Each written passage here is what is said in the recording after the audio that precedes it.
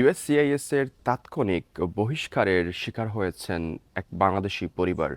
স্ত্রী ও একমাত্র ২ বছরের সন্তানকে সাথে করে বৈধ পথে যুক্তরাষ্ট্রের নিউ ইয়র্কে এসেছিলেন বাংলাদেশের সিলেটের মৌলভীবাজার জেলার একটি পরিবার। এখানে এসে অভিবাসী আইন প্রক্রিয়ায় রাজনৈতিক আশ্রয়ে প্রার্থনার আবেদন করেছিলেন। এরপর নিজের ও স্ত্রী সন্তানের সোশ্যাল সিকিউরিটি ও ওয়ার্ক পারমিটও পেয়েছিলেন তারা।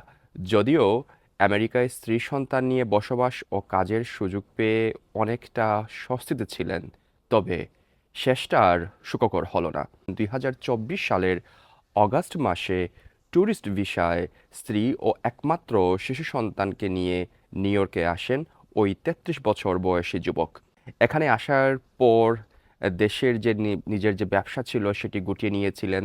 নিউ ইয়র্কে আসার ৩ মাস পর স্ত্রী সন্তান সহ যুক্তরাষ্ট্রের আশ্রয় আবেদন করেন। তারপর যথারীতি তার আবেদন গ্রহণ করা হয় এবং ফিঙ্গারপ্রিন্ট সহ সকল প্রক্রিয়া শেষে সোশ্যাল সিকিউরিটি এবং ওয়ার্ক পারমিটের আবেদন করেন ওই যুবক। গত ফেব্রুয়ারির শেষের দিকে সোশ্যাল সিকিউরিটি ও ওয়ার্ক পারমিট পেয়ে নিউ ইয়র্কে একটি ব্যবসা প্রতিষ্ঠানের কাজ শুরু করেন।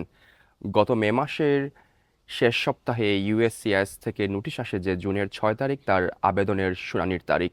সেই শুনানিতে যাওয়ার পর ইমিগ্রেশন কর্মকর্তা ওই যুবককে তার আশ্রয় আবেদন প্রত্যাখ্যান করে ৩ সপ্তাহ সময় দিয়ে তাৎক্ষণিক বহিষ্কারের আহ, নোটিশ ধরিয়ে দেন।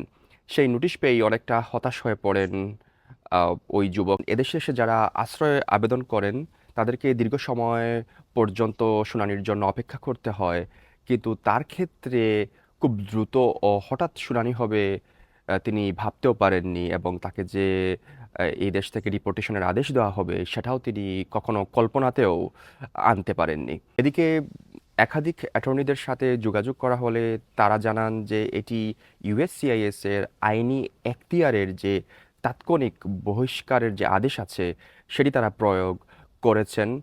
এটি আগে তেমন প্রয়োগ হতো না, কারণ ডোনাল্ড ট্রাম্প প্রশাসনের অভিবাসন কড়াকড়িতে এই আইনের পুরো প্রয়োগ করা হচ্ছে।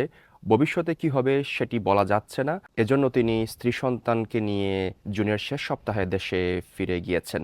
এদিকে ট্রাম্প প্রশাসনের অভিবাসী বিরোধী নীতিতে এবার যুক্তরাষ্ট্রে আশ্রয় আবেদনের মাধ্যমে বৈধভাবে কাজের সুযোগ পাওয়া অভিবাসীদের দ্রুত বিতাড়নে ফাস্ট ট্র্যাক কার্যক্রমের পরিকল্পনা নেওয়া হয়েছে। এতে ইউএসসিআইএসে পেন্ডিং থাকা আশ্রয় আবেদন দ্রুত শুনানি করে তাৎক্ষণিক বহিষ্কারের বা এক্সপাডাইট রিমুভাল আওতায় সরাসরি আবেদন বাতিল করা হবে।